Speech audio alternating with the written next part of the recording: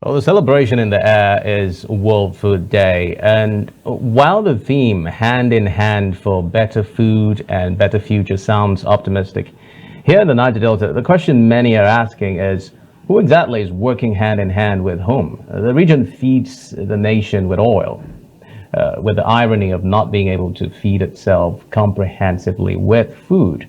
Now, from reports about submerged farmlands and shrinking fishing zones, as well as oil-tainted areas of the region, forces the story of food to fast become the story of survival. Look at where inflation has continued to rise in terms of prices of staple foods, up by over 40% in the last 1 year, while food insecurity affects about 26.5 million Nigerians, a number projected to rise if even further if interventions remain cosmetic. So, if this year's theme calls for working hand in hand, who are the hands that must be on deck, and what future are we really building if our food system remains broken? We're joined by a nutritionist, Enwongo Emmanuel. Thank you very much for coming on the program. Thank you so much for having me. Thank you for coming around, Imo. Thank you very much. Well, and then World Food Day again generates the conversation around the necessity to ensure that there's food sufficiency, and not just food sufficiency, healthy food. From your perspective now, looking at the theme of this year's celebration, what first comes to mind? Okay, looking at the theme of this year's Food World Food Day, if you want to look at the scenario of the theme, which says working hand in hand for a better food and a better future, we'll see that we need more hands, firstly, and then also to secure a better future, we need people to be intentional about food security. Firstly, starting with the aspect of we Nigerians, we have to be intentional in terms of putting our hands in agricultural best produce, and also being intentional about our food security ourselves. We don't just have to rely on people. We don't just have to rely on the government. It is time that we as a nation, we as a people, be intentional about the food that we eat, the produce, the production, and then the consistency that it gives in terms of eating a better, well-balanced diet. When we talk about food, it's not just a commodity. It should not just be something that should be talked about as a commodity, but it should be something that should be talked about from commodity to production, production to utilization, and from utilization to consumption. So that is what comes in mind first, that we should be intentional as individuals, as Nigerians, firstly, as a people, as a nation, to produce the available foods to secure a better future. Thank you. You mentioned three chains here: production, commercialization. Can you break it down and give us a proper understanding of these 3 points you just made? Okay, the channel that we have today is people are just talking about food as just the best. What is food? Food is something that we eat, and then at the end of the day, it enriches the body. But that is not the first point of starting. The first point of starting is that this food has to be available. When we talk about food security, as if we want to talk about food security, it talks about food being available to every person, everybody, at an enriched state. So there must be a production before food is available. Before you eat food, you need to produce the food. So that means, firstly, you need to go to the farm, you need to plant, and you need to harvest it before it comes to the table for consumption. So we as a people, we need to be intentional about planting, about farming, not just waiting for the food to come to us.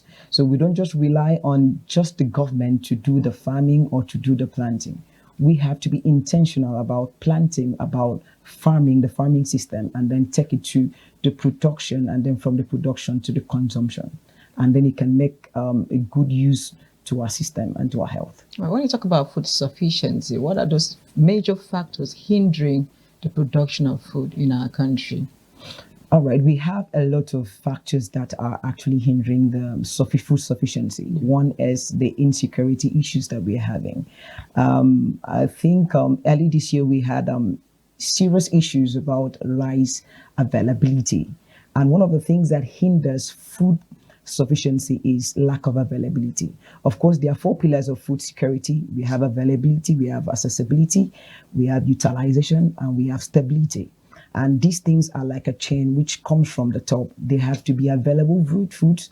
They have to be accessibility. People have to access the food, and there have to be a proper utilization. That means people must know how to utilize the food, and it has to be consistent, which has to talk about the stability. So one thing in food sufficiency is that there must be availability of food.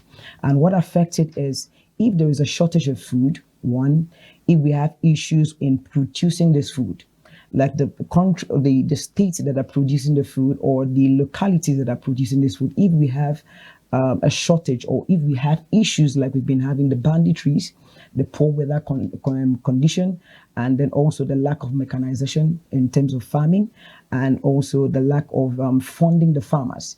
If we have those things in place, then it will affect the food sufficiency, where people will not be able to access food the way that it needs to be assessed. All right. Apart from insecurity, I've also noticed that it's as if most times the youths are not really interested in going to agriculture. So what do you think should be done to encourage the youth to go more into planting of food produce? Thank you. Firstly, I think agriculture should be studied as not just a course, but there should be a more intentionalization in the universities, in the secondary schools, even in the primary schools. So at the point of where you are schooling already, there should be a system where it builds you to understand that agriculture is the future of tomorrow, is the way of breaking bound from poverty and poor living. So there should be some kind of system that should build the people, the younger ones, to understand, to be intentional about farming. Of course, we need something that is sustainable, something that is very, very quicky. But we need to come to the understanding that farming is very, very important. That without farming, there could be no future tomorrow. There could be no better health tomorrow. There could be no better food tomorrow. So the government should try its best to make sure that agriculture is being studied in the aspect of education, right from primary school to secondary and to the tertiary institution. There should be some sort of profound studies that should build the youth, and also there should be a lot of fundings in terms of putting in youths that are capable or interested in going into agriculture. There should be some sort of fundings that should push them into that area. All right, Mr. Emmanuel, let's talk about collaboration. How key is this to the regional development of agriculture in the Niger Delta region? And when you look at the region, we often talk about how rich it is when we talk about oil, but talking about agriculture this time, it's as if we're taking a back seat, even when we have fertile and arable land. Do you think that the needed collaborations towards boosting this aspect of the economic sector can be looked into even much more towards a better agricultural yield? Of course, it can be looked into very, very much. And when we talk about collaboration, there's always been a process where we just talk, we speak, but it is not done. Of course, so many policies will be put in place by the government, and at the end of the day, it will not be something that yields fruit. So collaboration, like it per se, it could bring in positive yielding of fruit in terms of enacting the policies and in terms of collaborating with other companies or other industries. So collaboration is very, very important. It can actually yield the fruit. Firstly, let's start with our country being an oil-based country and some states which are oil-based states. If we look at the lands that we have the fertile land, we have the large hectare scales of land, in which if we are intentional to bring in other hands, to bring in more collaboration, to employ this land and also to farm on this land, then we will have a more yielded productivity. But the issue here is that we just talk, but we don't do. So many policies are being made, but it is not actually done. They are not implemented. They are not done at the end of the day. So many funding, so many things are being said, but they are not implemented.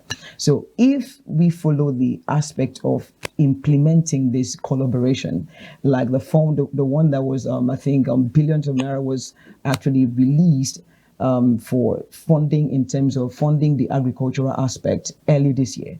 If it is actually done or implemented, not just saying it, not just talking it, but talking and doing it, I think there will be a yielded positivity in the aspect of agriculture. So collaboration is very, very important. When we talk about collaborating with the with the World Health Organization, with the World Food Organization, it could actually bring yielded prospect to the country. And we also have food industries in the country, of course. There are so many, they are ready to collaborate. But the issue is, do we have this, do we make this available hands, do we make this available system to collaborate with them? All right, That let's is the look main at the issue. commercial aspects of this. Before now, Nigeria was earning so much, making a lot from agricultural produce before the advent of oil. How do we move from producing for consumption to actually exporting more of our food produce outside the country? All right, it's not far-fetched, because firstly, we must actually be intentional about production. That is why I said firstly that everybody must be intentional about producing this good. If we are just producing this good just for personal consumption, then we cannot export. But if we are intentional of about producing this food for exportation, then it is possible that we have more than it is needed to export outside the country. But the issue we are facing is that we just produce and then we consume it without thinking about the exportation. For instance, if we are actually using the span and the wealth of our oil in the country to plant, to harvest, and to also boost the agricultural system, we'll have a large scale of farming system, we'll have a large scale of harvesting system, which will be more than enough to feed the country and also export them to other countries. So we must be intentional about this, not just from hand to mouth or from probably planting and then consuming it. So we can move from just consumption to exportation, in the sense that everybody must be intentional about. So how intentional can we be about it to meet up with international standards? Sorry to bring that up.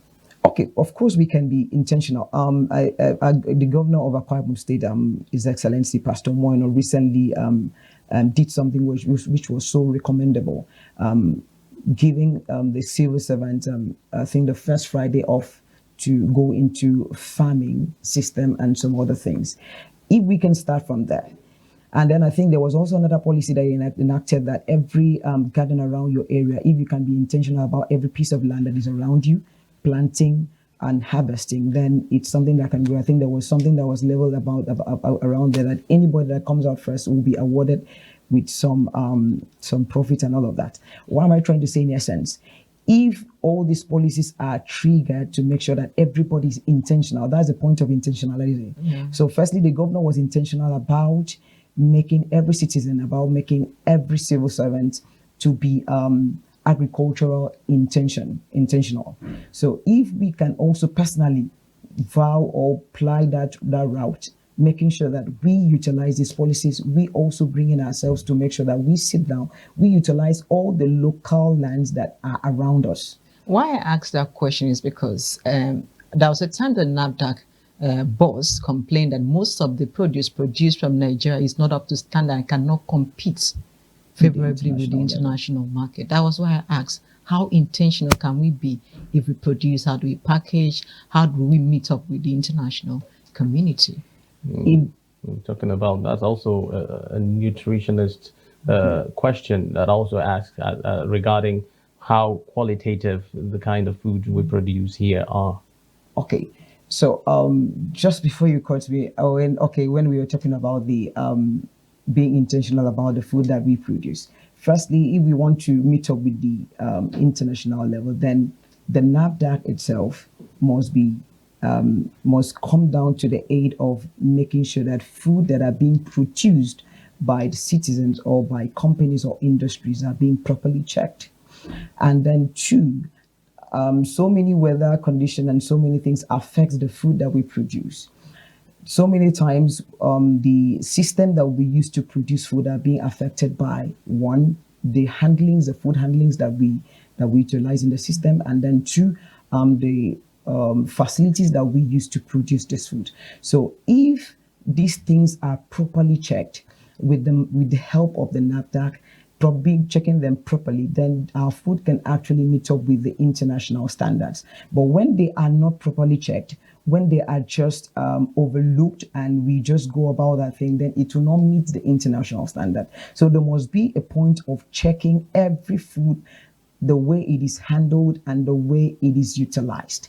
It is very, very important to check them, because if it is not checked, then there is no way it can actually meet up with the international level. So the NAFDAC also have a role to play, and we also have a role to play as the producers. Thank you very much, nutritionist Enwongo Emmanuel, for speaking to us in Niger Delta today. And happy World Food Day.